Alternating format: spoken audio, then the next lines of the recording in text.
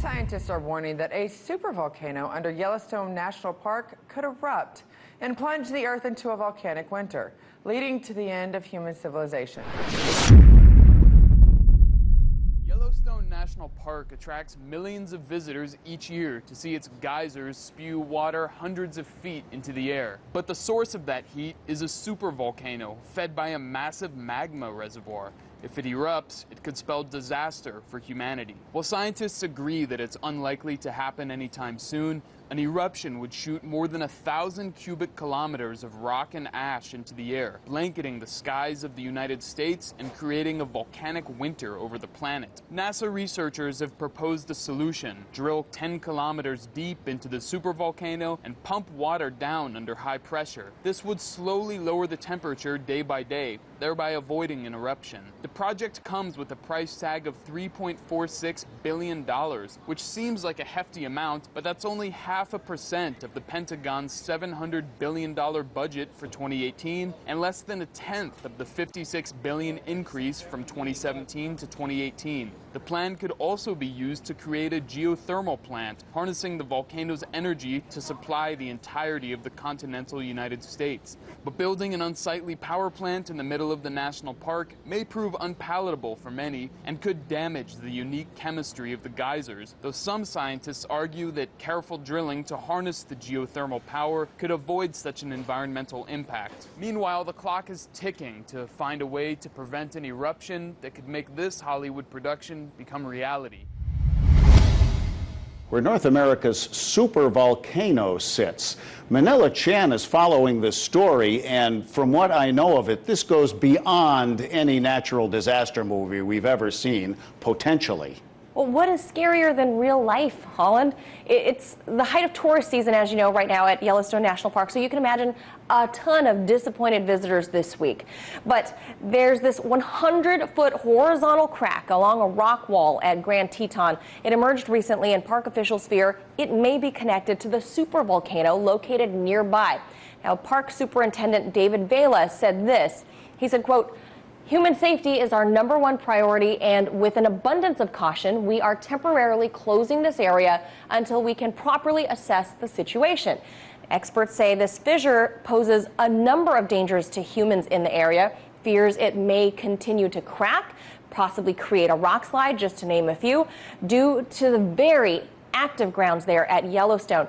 The national park sits on a very active magma chamber connected to that supervolcano. Now, the volcano, though, has not erupted in over 600,000 years, but they say if it did erupt, would result in a nuclear winter, blocking out sunlight and showering thousands of miles in volcanic ash. It would immediately kill about 87,000 people and render about 2/3 of the United States completely uninhabitable. Now, geologists across the globe are carefully monitoring this, as well as other volcanoes that have been erupting, with the recent eruptions in Hawaii, sending hundreds fleeing for safety there. Many Americans wonder if or when the next Mount St. Helens-style eruption may occur. A little bit of history for you. Mount St. Helens erupted in 1980 in Washington state. It sent ash and debris more than 80,000 feet up into the air and into the surrounding areas. That killed about 60 people. There were rock slides immediately, and later created the largest landslide ever recorded due to high-pressure gas and steam under the earth. Now, that eruption, it was preceded by a series of earthquakes for the next 2 months and numerous steam venting episodes all across that area. But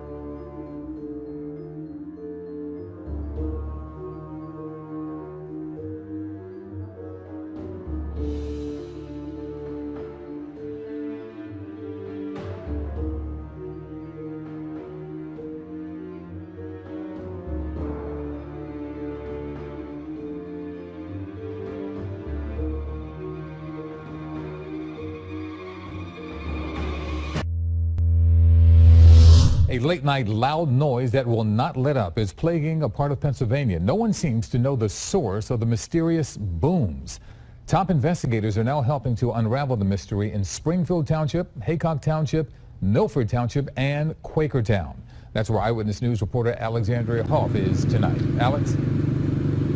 Yuki, this is a wild story that just seems to keep on getting stranger. Now, between calls to police and posts on social media, hundreds of people say that they have heard and been shaken by this explosion-like sound that rocked them out of their beds in the middle of the night. And without a clue of what is going on, local police have gone to state, and state police have now gone to federal investigators.